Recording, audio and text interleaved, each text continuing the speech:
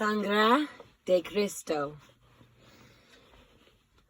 The best prophecy is the one that is heard by the people, received by the people, and the people then take action. They take an action to effect change in the potential outcome. You see, the prophecy does not have to happen at all. Prophecy is the clairvoyant ability to see a total potentiality of a time-space event. Perhaps the world is not coming to an abrupt end. Perhaps the world is only just beginning. What you are thinking and embracing with emotion this very moment is creating the next minute of experience that you will encounter along the path. Santa Fe, New Mexico. Ghost Wolf speaks. I do a lot of speaking to public groups. No sooner do I come home and return to work than someone else seems to think it would be a great idea to have me over to speak with their group. After all these years, the hardest part always remains, where do I start? I mean, there are so many places we could choose to start, aren't there? There is a lot of information that is sort of lying dormant in my Akashic record, my library, until the subject is triggered by someone's question. So I would like to let the questions dictate where we will start today. These are questions that I find are most often posed to me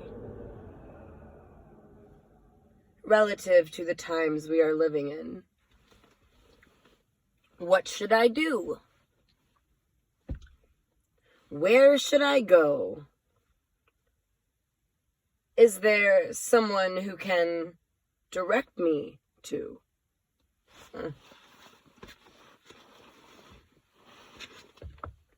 Can you tell me where to be? Should I be concerned with the aliens? Is there any place to be that will be safe when the earth changes come? There is the most exquisitely simple answer to these questions. One so simple that few want to hear it. The answer is best met with another question. What do you want to be doing, and how is your heart best served? If you haven't found the answer to the question, then perhaps you should look at what you are not doing in your life that would make you happy and why you don't allow yourself to participate in joy. Where are you not being truthful with yourself? Where are your compromises being rendered? Ask yourselves. If you can answer these questions, the way to find the answer to the where and can I be safe would not be as hard to satisfy. You see, if you can't answer these two basic questions, quite frankly, you are living in complete denial. Like denial. The Nile, the really long, really long river somewhere in Egypt.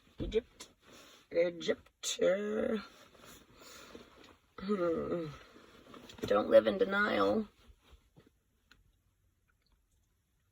So, it wouldn't matter where you went. No. The chaos is inside you. It is greater than the chaos outside of you. So you gotta tackle the chaos within first, friends. Where is it I heard said? Come to know yourself, and the kingdom of heaven shall open to you. Or there was, to know thyself is to know God. How many of us can say that we really know ourselves? How many of us can say that we allow ourselves the time to just be? So we can observe and feel just what it is that we are. It would seem that most of us just live out patterns of compulsive behavior, to which there is no self-purpose. We live for someone or something other than the self. We live our lives to please, to be accepted, to be liked, to sacrifice for the kids. Sacrifice for the kids.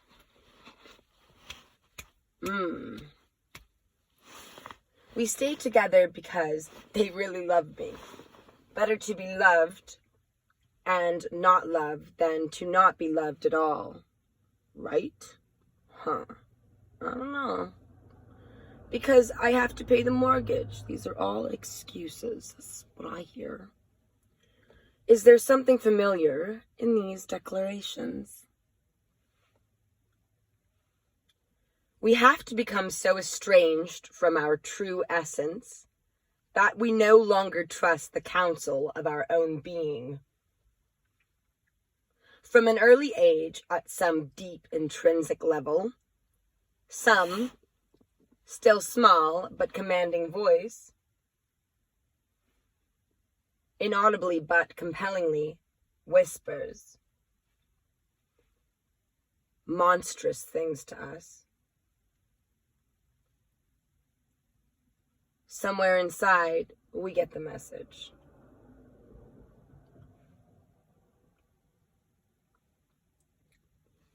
You are not worthy. Whatever it is you want, you don't deserve it. These thought forms, kick them to the curb. Here's another one for you guys. Air quoting, you don't know enough to be successful. Kick that shit to the curb. Twist the words around. I know everything and I am successful. Just an example. Not I know everything, but you know.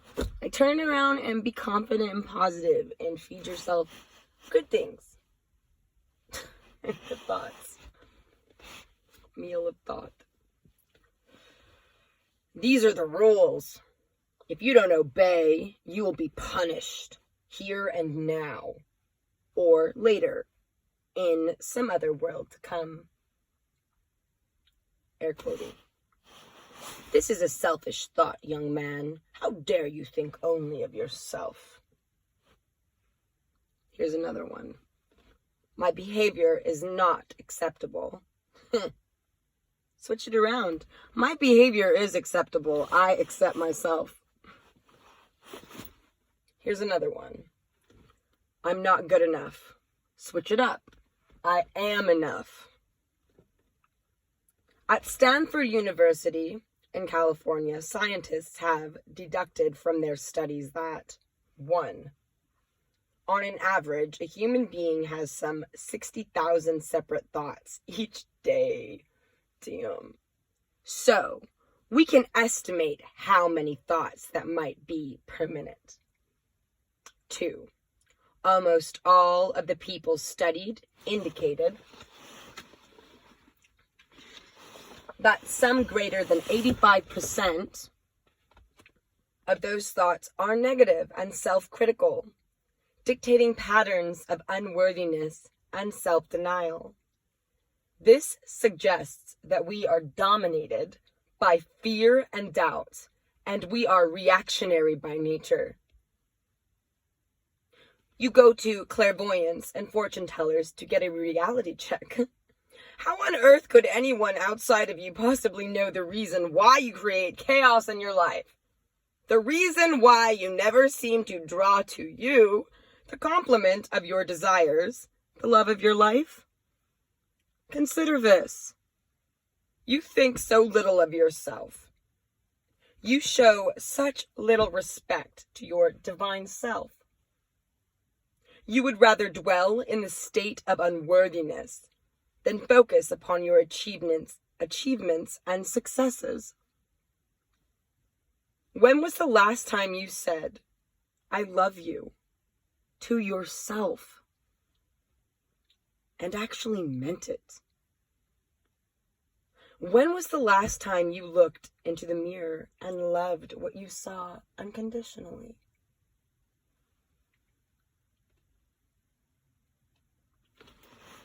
Most of us live within the confines of a synthetic reality, where we are responsible to the external world, while we ourselves are in denial of our feelings, our desires, and our spirituality. We have so lost touch with ourselves over the last century. We have lost what our grandmothers knew growing up. Never mind what she accomplished with her hours during the space of her day.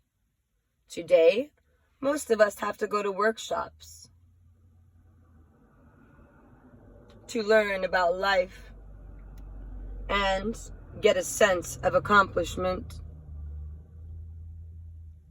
The control of our lives, even our thoughts, is too easily given over to some unseen hand that pushes us to give our power away to almost any outside source, rather than to seek our own answers within.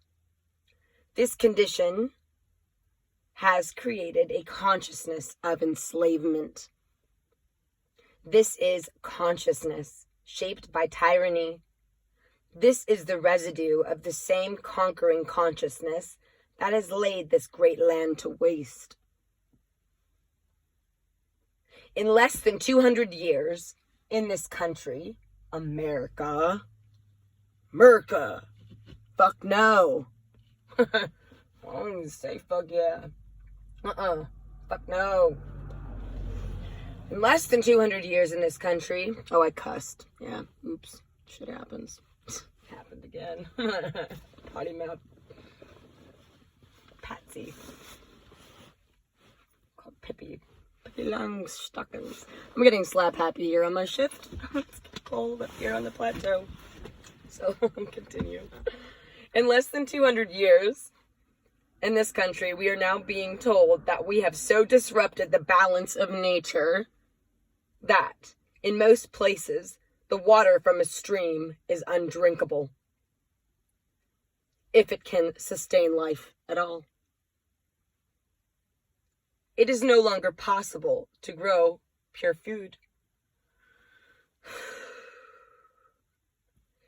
In many places, even breathing the air can cause great harm to our bodies. The very balance of life is so upset. It has finally reached the point where nature has taken it upon herself to heal the damage. She has declared war on the human race. Whew. I don't like it, but I know it. I know no. Like GNO, no. Who says no? Nature, I believe, has declared war upon the human society, not the human race. We are dying in epidemic proportions from plagues, parasites, and cancer. It is the war with valued life. Our very cells are devouring us. As the Hopi say, this has become a world out of balance. Kiantsokwati. For the most part, it does no good feeling guilty. You are not responsible. You have not spent enough time knowing yourself. It isn't even you taking actions you take. It is the robot. The bot. Kick the bot to the curb. I know there are a lot of you who are asking yourselves, is he going to just let us know when the changes will occur? Well, Ghost Wolf speaks. They already are. You... Oh, gosh. Speeders.